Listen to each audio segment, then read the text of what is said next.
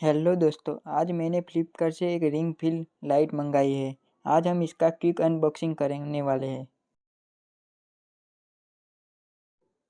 Box के अंदर हमें मिलती है रिंग लाइट एक और mobile holder, tripod stand. Mobile holder में फ़ोन लगा के अच्छी लाइटिंग में वीडियो शूट कर सकते हैं।